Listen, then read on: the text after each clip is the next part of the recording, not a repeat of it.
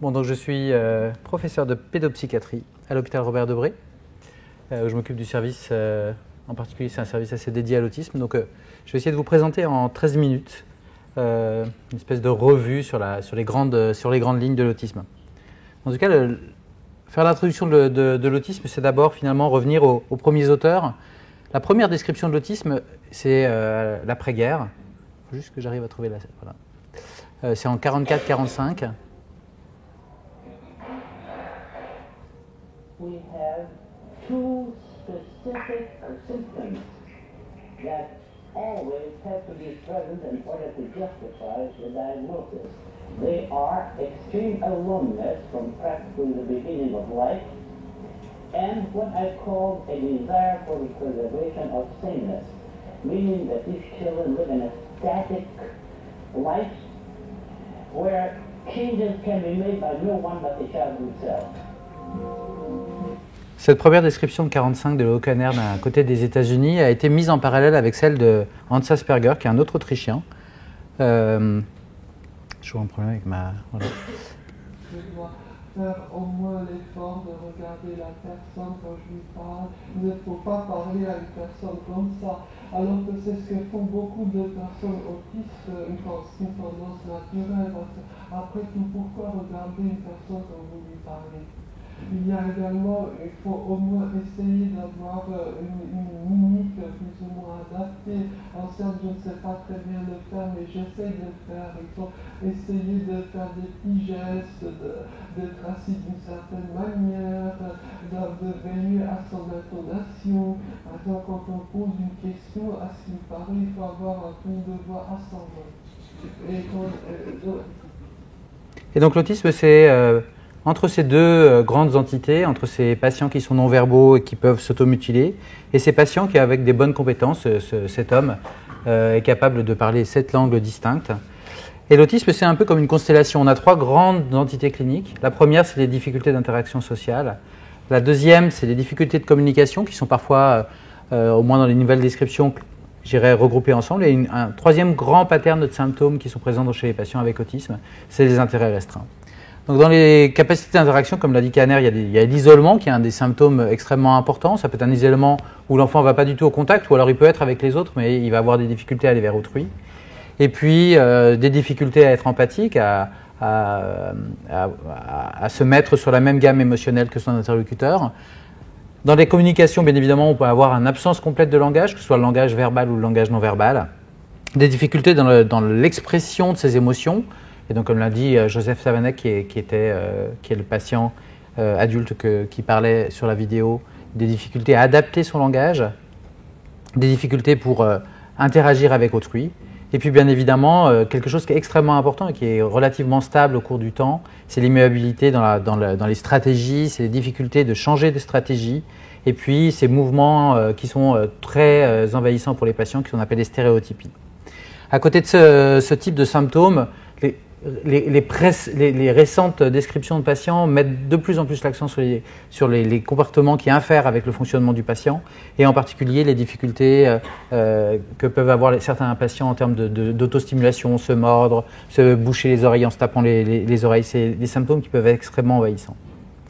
Donc dans les années 40-45 et jusqu'au milieu des années 90, on a pensé que l'autisme était quelque chose on était malade d'un côté, on n'était pas malade de l'autre, et puis de plus en plus de descriptions, et en particulier, c'est ce que je vous ai présenté, cet aspect constellatoire de symptômes, fait qu'effectivement, on n'est plus dans on est malade, on n'est pas malade, mais on voit bien qu'il y a un spectre d'intensité de symptômes, il y a un spectre de diversité important, et on est beaucoup plus passé maintenant dans une approche extrêmement dimensionnelle, où certains patients pourraient avoir des symptômes de faible intensité et d'autres auraient des symptômes de forte intensité.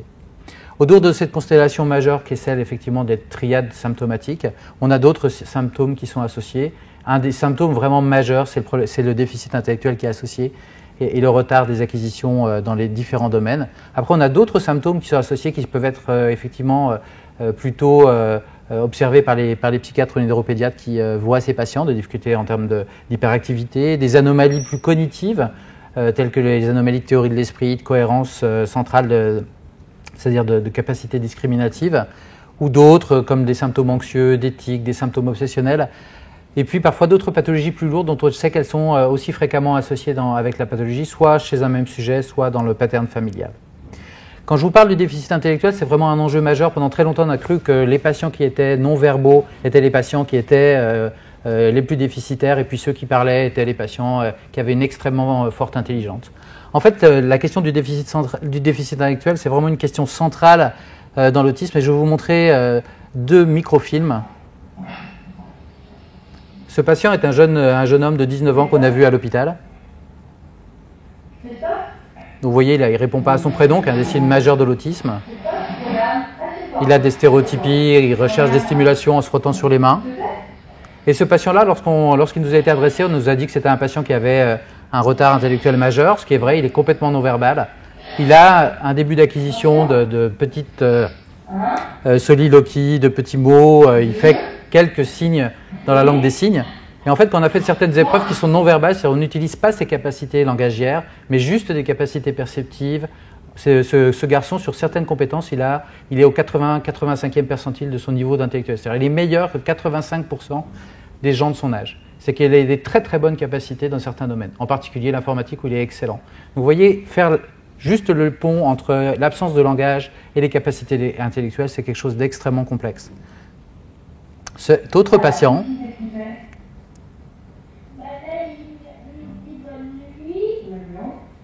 est un jeune patient qui m'avait été adressé quand il était en CP avec un déficit d'acquisition de la lecture. Et quand je l'ai adressé au généticien pour faire l'évaluation de ce patient, on m'a dit « Oh là là, il est un peu neuneux ton patient ». Ce patient un peu neuneux, il a 150 de QI en verbal, c'est-à-dire qu'il est au-dessus du 99e percentile de sa classe d'âge. Il a une excellente capacité de performance, il est extrêmement bon dans les outils mathématiques. Par contre, sur les capacités verbales, il a eu beaucoup de difficultés à apprendre le langage, en particulier parce qu'on lui apprenait la méthode syllabique. Il est extrêmement fort en méthode globale et d'acquisition globale. L'autisme, c'est bien évidemment un pattern comportemental, mais il y a aussi des symptômes qui sont associés. Et effectivement, un certain nombre de chercheurs, même si les théories peuvent être remises en cause, ont suggéré qu'effectivement les patients avaient des difficultés, en particulier dans la reconnaissance ou l'attribution d'attention à autrui. C'est une petite scénette chez un enfant qui effectivement n'est pas en âge d'inférer une pensée à autrui, mais regardez cet épisode. Je vais essayer de vous le passer. Dans la box, c'est des crayons normalement.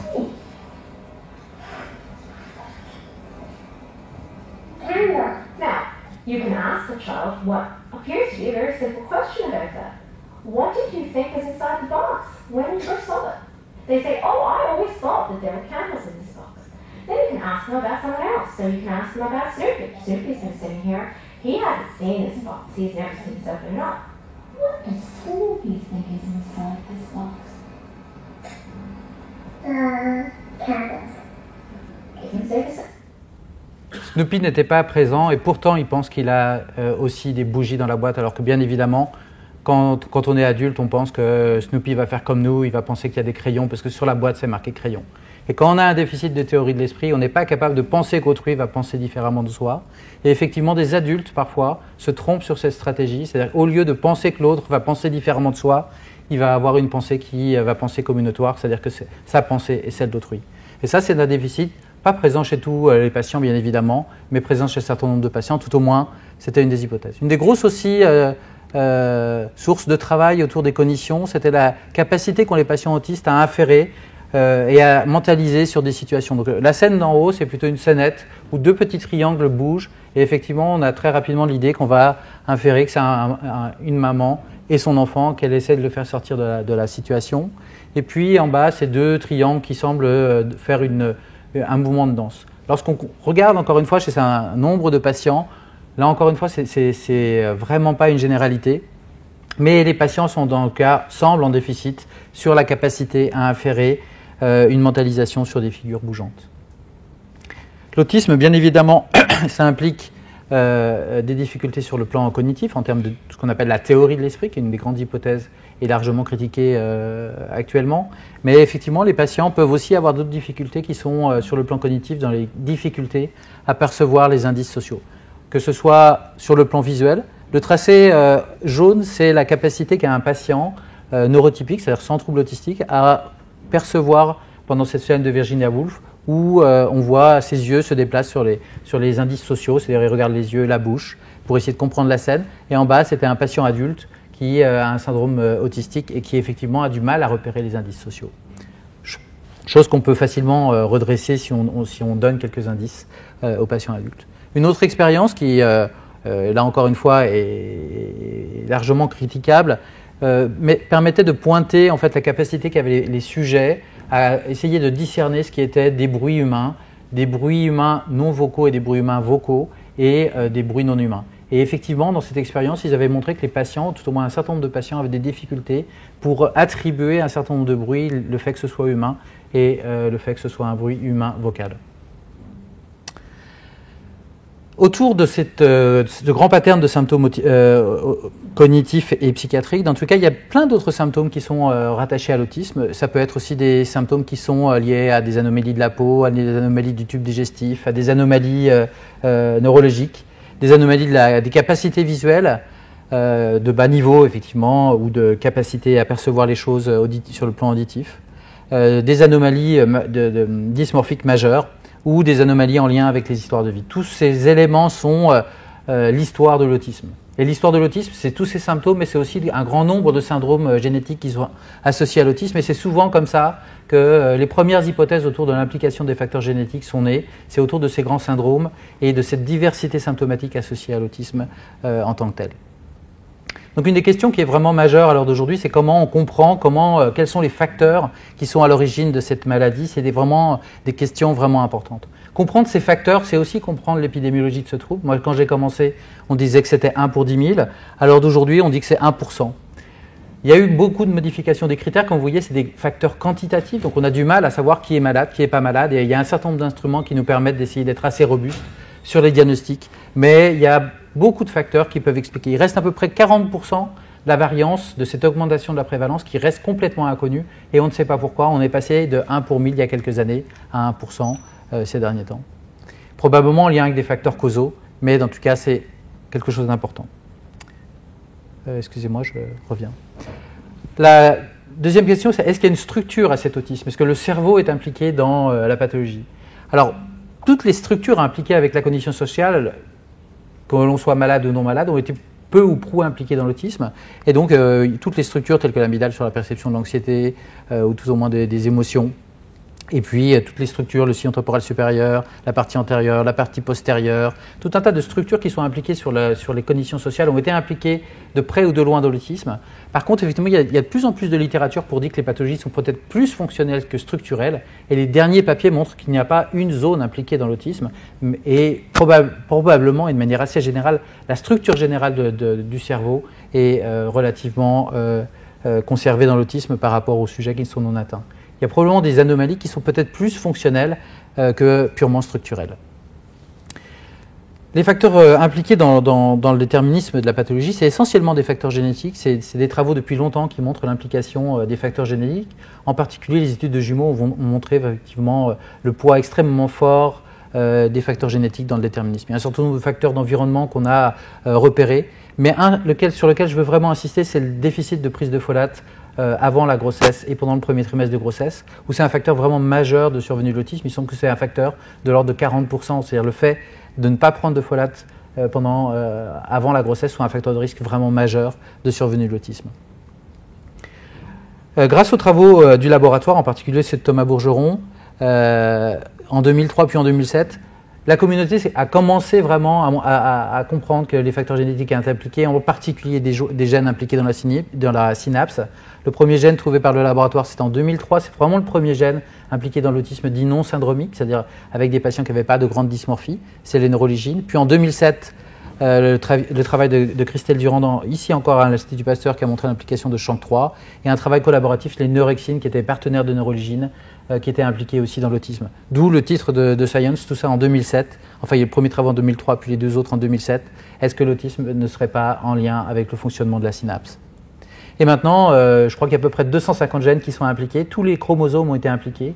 Et donc l'autisme est une entité extrêmement hétérogène avec, on peut dire presque, quand on voit 250 patients, on pourrait imaginer que c'est 250 patients avec des pathologies distinctes ou avec des gènes distincts. Un point vraiment majeur dans tous les cas, c'est l'efficacité des stratégies thérapeutiques. On est encore, en tout cas tous les jours, je me bats avec cette pathologie et avec des armes extrêmement mauvaises, avec de mauvaises qualités. Quoi qu'il en soit, les traitements médicamenteux ne sont pas d'un grand retour. Ce qui marche plutôt bien, c'est les stratégies comportementales. Et le taux, effectivement, c'est des stratégies qui ne sont pas très bonnes, mais elles ne sont pas plus mauvaises que certaines chimiothérapies qu'on utilise dans certains cancers. Donc il y a des stratégies qui sont proposées pour les patients. Elles n'ont pas une grande efficacité, mais parfois elles montrent quand même des grandes ressources. Le dernier point, c'est ma conclusion, je voudrais la laisser à Laura Wing, qui dans les années 60 a eu un bébé avec autisme, et c'est elle, je dirais, la grande papesse de l'autisme dans les années 60, c'est elle qui a entraîné une grande avancée sur la connaissance de l'autisme. Then, in 1956, we had our daughter, Susie. We soon began to realise that the development wasn't going according to plan, and we were continually worried. But we didn't get a proper diagnosis until she was 2 years old, because very little was known about autism in those days. And when we did get the diagnosis, we were very concerned, because the theories then were that parents were responsible. It was the way they brought the child up. They'd been cold and distant, but we knew how much we loved her and how much she meant to us. Voilà, c'est vraiment c'est pour ça qu'on travaille sur l'autisme. Je crois que c'est pour essayer vraiment de travailler sur cette pathologie de l'enfance et sur la gravité de ce trouble. Merci.